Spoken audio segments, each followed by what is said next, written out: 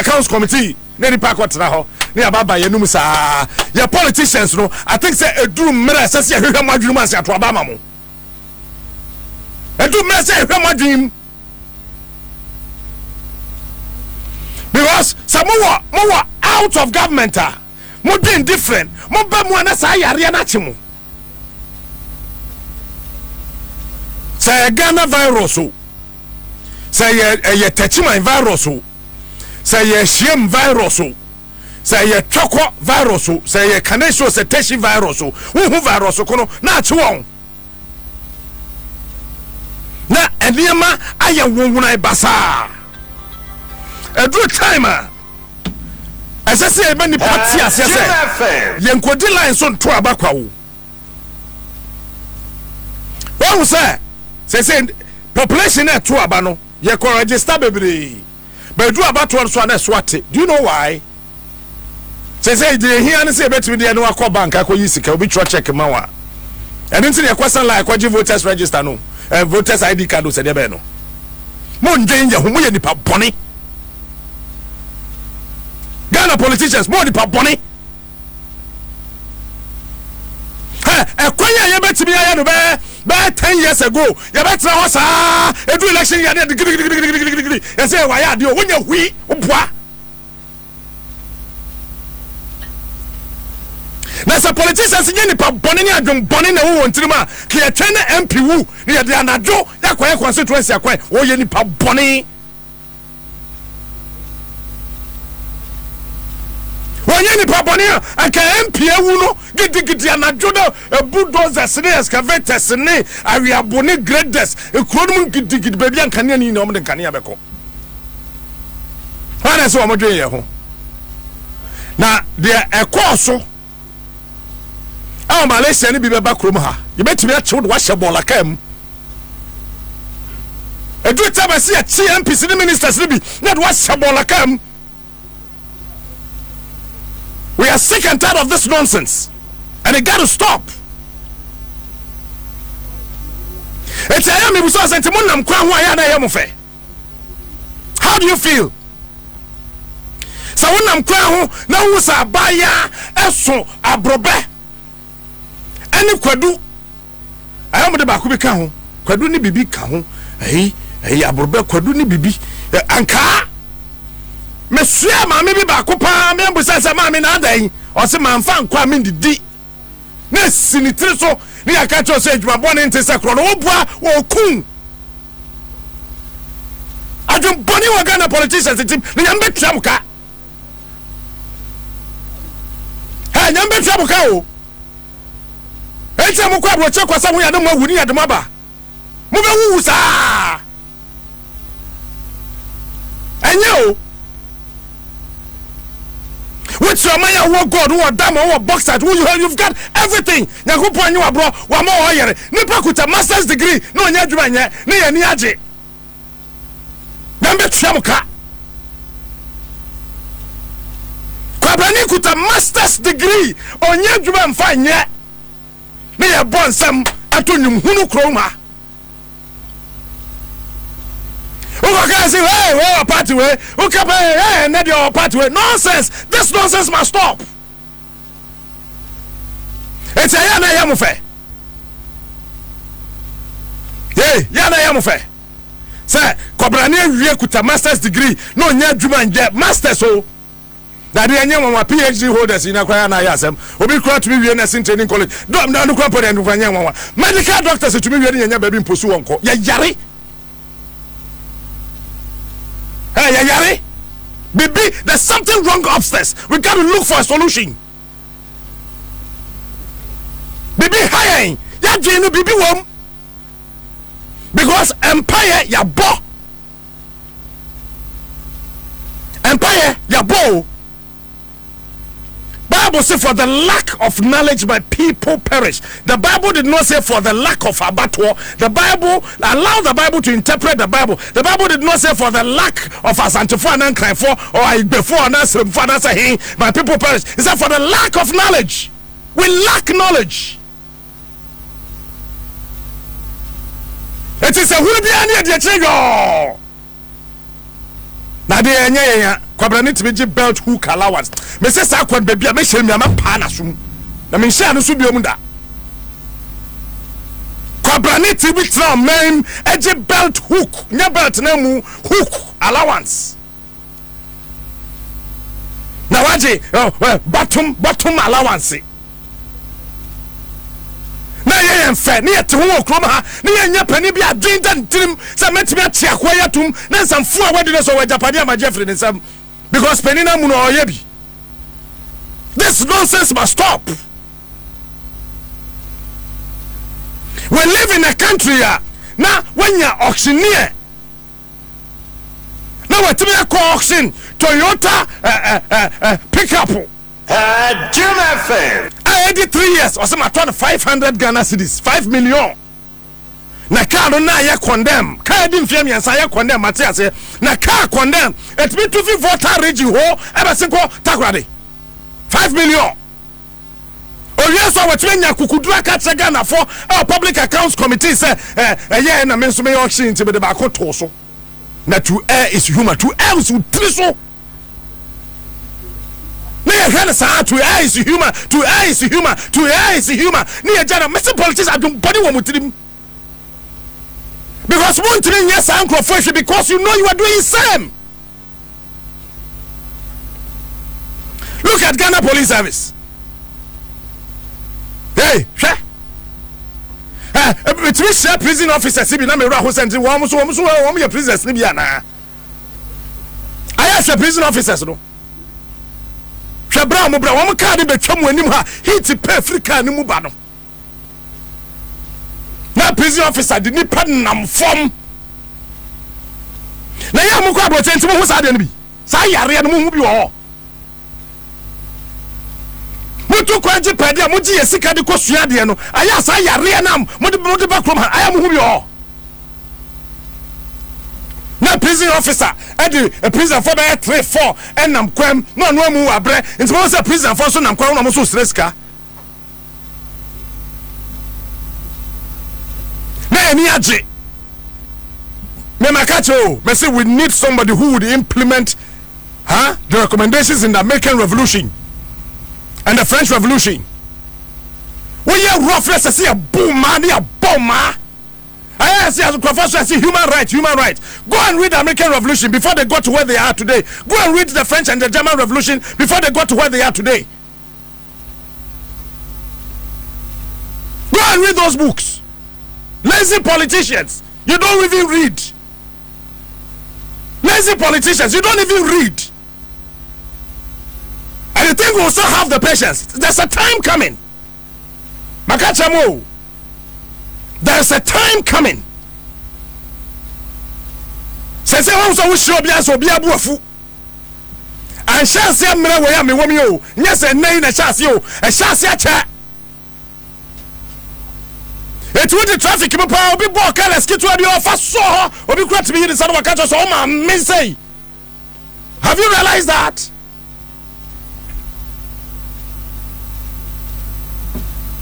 When you have a population who surround upon who show be anyone to be seen no be a buafua and also a national security issue.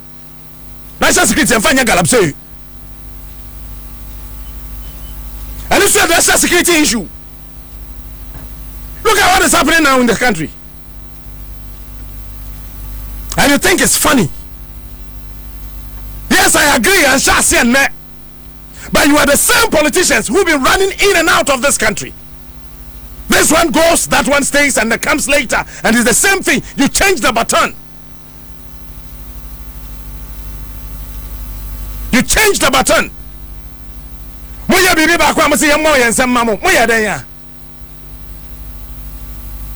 It's about time as I dream fini, I dream bonina what Ghana politicians mu tribunal mo hohoro.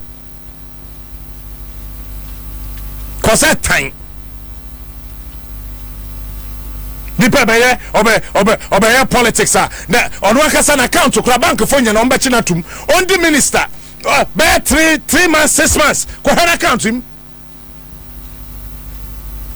aden na ma me fotimi de won beti tu omorem do omba condensing training college akoma aye master's degree.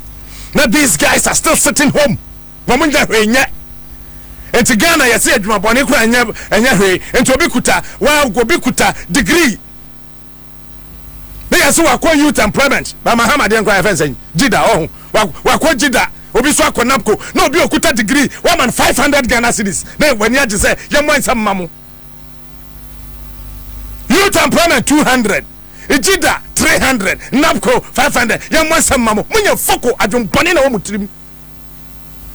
Say, I will buy. No, okuta degree. Tell me any minister, neba. Obakacha sa neba kwa napko. Show me one minister and the backward youth employment. I'll tell you for time. Show me one minister. Jamahama time or Jida. Show me one. Show me one minister. Nanabu time way and the backward napko. Yadi I know you won't. Then Ghana for your pa. Now, Kwame Nkrumah's experience have shown that change, when it is denied or too long delayed, violence will break out here and there. Not that the men are the populace, we. Not that the citizens, but our accumulated grievances will erupt one day with volcanic fury. You can't stand it. You can't stand it. Mutimi yadiane ni pakuma asa etie free yam. Ghana je ohene ko bu kotodwe pachaw asa eni krom kwan. Oche hene kwan demonstration. Mebwa. Ye na fe okrom ha. Ghana politicians we dey pa boni. Na makatu ya beba. Ju krom hene e ko pachaw na misro pachaw ana minister ye krom ha ye na pachaw ohene bi kra bu kotodwe se chwo na nim din ya na me rafi. Se suku dan en sikroma aje ohene bu kotodwe ye pachaw as if we don't deserve it. And then you get some fianga small boys here who brother and more brabiada and these politicians no was one watch once and fool. Me, I keep telling me I don't care about the things you say and the things you write about me, because I know I've not done it, so I don't give a damn to it. I don't to be playing with you. And we will save this country. There's a day coming. Ghana will get to the position we will save this country. If nobody is willing, I will. Because I can't love any country apart from Ghana. I cannot love any country apart from Ghana. I want to come back home. I didn't say yes, yes, I am Mokodamo, you don't know what you are of you on Manuria, and what I need to become. Yay. And you think it's funny. Some of you think it's funny. Come on and so cry about home, yet to be boy and so home. Come on, girl, I'm saying. Rollins went to you. What if Rollins is starting?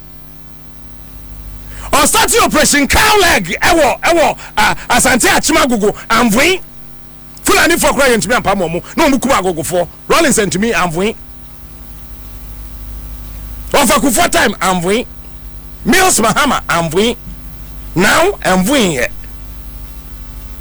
And you think it's funny.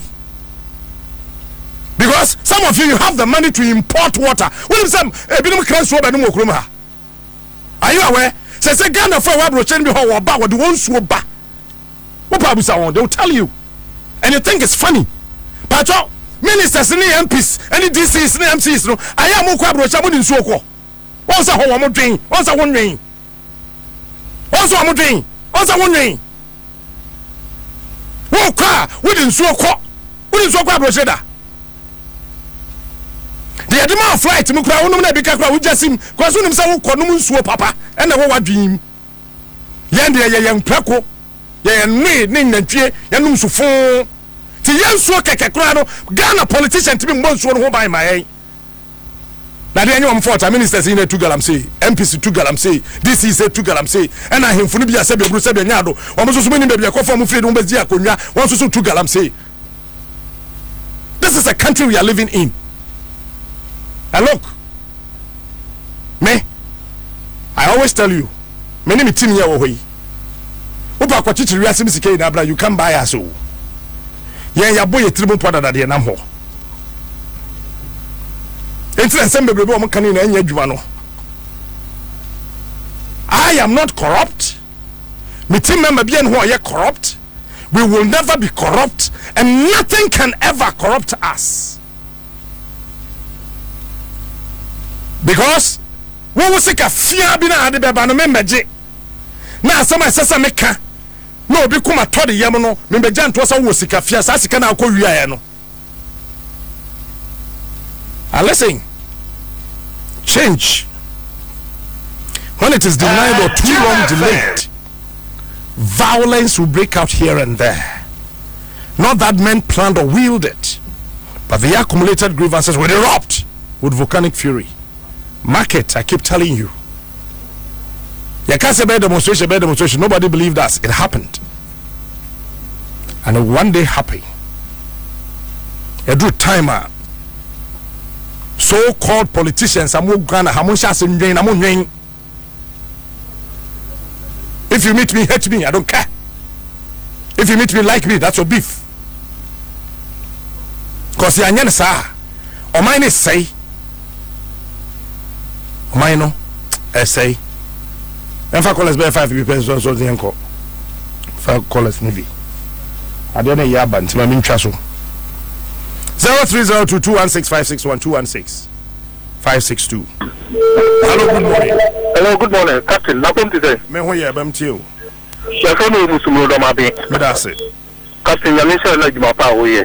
They say obi kura etu kura enye juma because yakopos obi a wo ya de pa no. So obi gbe no ho bone kura no na be saba no so. Na Captain, asama wo kan. Who say Ghana has a ma obi position say be a one director.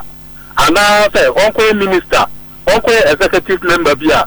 Who say na adu na na say e de lances amane say o ayi one oni na busuafo mu nkoye oni na busuafo mu nkoda kai mu oni na busuafo omu de omu nko nidi ne Ghana fon kai na o ma ya ka na de tete yenye nipa enti say obi a minister o de captain o na ma he so obi a minister obi a director obi a executive member bi na so hu yenu ma yenu na mo kwan che say na o hu so yenye nipa o yeah, sometimes I'm say yeah, and I'm in Unipa. And to say, we class our banner, or can also be or the bar. Now, so the rule say, some minister na their ministerial position na their mano, director na their mano, no, their man say, a Jumana woman, on 7 for minister na their mano, the rule say, Ghana for and their man so on 7. And to Ghana have a good bra, I want to see them penny for no, or no, you say, your man position. You can't say your mouth license if I call you. That's if I don't go Ghana for Captain Walker and me uncle for the brain, you the brain and I'm what? You know degree. You degree, no man no Captain you degree now so me try you may Captain Rebel. Fasi Hana Wensu. Hello, good morning. Good morning, Captain. Abushama Mintio. Captain Yebri. Captain Anopedia, Yankupo Unshlau. No, I think I fly can say. Nanado ye the power ne man say on meye nia eye nia say no enu na on meye ni ye ano no anso aka say ya mfa tumi na ma no say on me complain 3 years down the line nothing good and me say no medine ho ya obebiri because the way omo ton nanado emu ye ji ni di say back corruption there Neptundia, Ghana, how be ni who beat me up corruption, I think. And I remember Nina Nadine says 3 HHS, a bit me, I mean, as sustaining the power. And yes, and I done the own to dream. Because me say, see, to a bed now, Minanado, met to a bed, and because 3 HHS, and me, mammy, where you maya, and could be to your new school fees. It's unsaid you many who in Yama, Minumunchi, in school fees. Ain't you know, Omunja, Chrono, but now Munya economy, no Mumbia, you man, near Mammy, Munya, you may. Hello, good morning. Hello, Captain. I'm in shower. Let me tell you, we are pretending a Mawakuma Yoya. But Nana do I catch you say your friend I'm talking about Nanado no pay. Oh, but hold on. Why am you so? I am talking about the Ghanaian politician. Don't single out Nanado. Let me show. Matthew Amedu. I'll bet you now. Me with the what is now? Yemfa foforo. I make assumption no when say me you free, so I don't have that time. I'm sorry though. Hello. Ofa captain you. Aguna nkum crash in patriot. Ofa ho yede. Nyame adome. Yakupon ka won share bebe wate. De me nyame pese me kan say. Politician who binom ofa. Okwana okale de edwuma na me de pass e ba sia otintin ye kese. Me fi ni fi si ba we say. Yakupon bo gwa na ni yenda ba.